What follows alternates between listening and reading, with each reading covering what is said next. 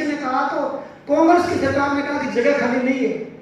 बाबा साहब के लिए कांग्रेस के हृदय में जगह भी नहीं थी। अटल जी प्रधानमंत्री बने तब उन्होंने चित्र बना करके अपने हाथ से पार्लियामेंट के सेंट्रल हॉल में लगाने का काम किया। कब बाबा साहब का सम्मान किया कांग्रेस पार्टी ने? कृपया कांग्रेस पार्टी के लोग बताएं कि किस समय आपने बाबा साहब का सम्मान किया, किसी कदम पर किया हो तो बताएं।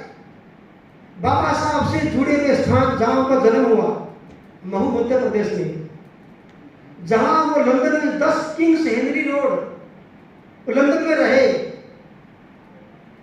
कितना बड़ा स्थान था जहां उन्होंने शिक्षा प्राप्त की। ऐसे जो उनसे जुड़े हुए 5 स्थान थे, ऐसे 5 स्थानों को विकसित करके और हमारी सरकार ने पंचतीर्थ के नाम से स्मारक बना करके बाबा साहब का सम्मान करने का काम किया है। जन्म हुआ दिल्ली में रहकर जहां पढ़े, जहां उनको दीक्षा प्राप्त हुई, जहां उनका अंतिम संस्कार हुआ, ऐसे 5 स्थानों पर स्मारक बना करके और पंचतीर्थ नाम रख करके हमारे माननीय प्रधानमंत्री नरेंद्र मोदी जी ने बाबा साहब का सम्मान किया है। जहां उनका अंतिम संस्कार किया गया था वहां जाने का रास्ता भी नहीं था, एक ईंट भी कांग्रेस पार्टी ने उनके सम्मान में नहीं लगाई। आज दुनिया भर के लोग उनकी चैत्य भूमि पर देखने के लिए, दर्शन करने के लिए आते हैं। इसके अलावा बाबा साहब से जुड़े हुए अन्य स्थानों को भी उन्होंने विकसित करने का जो काम किया है, ऐसे मैं आपको बताना चाहूंगा, उनके सम्मान में 200 करोड़ की लागत से जनपथ नई दिल्ली में international Ambedkar international accident centre का निर्माण चल रहा है। 400 करोड़ रुपए की लागत से मुंबई में हिंदू मिल्स कंपाउंड के 7.5 हेक्टेयर में बाबा साहब के स्मृति में भव्य स्मारक बन रहा है।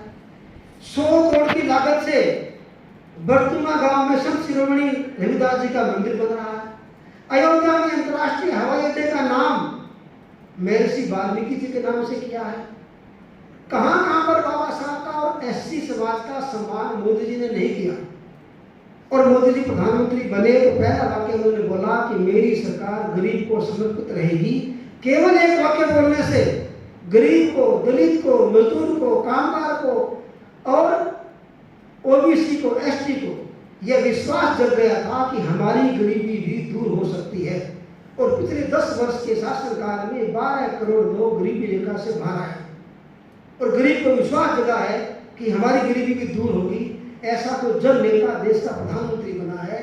ऐसे जन नेता और ऐसी गरीब हितैषी भाजपा के विरुद्ध केवल एकमात्र मुद्दा लेकर आई है कांग्रेस पार्टी, इंडी गठबंधन कि ये संविधान बदलेंगे। इसके अलावा विपक्ष के पास कोई मुद्दा नहीं है।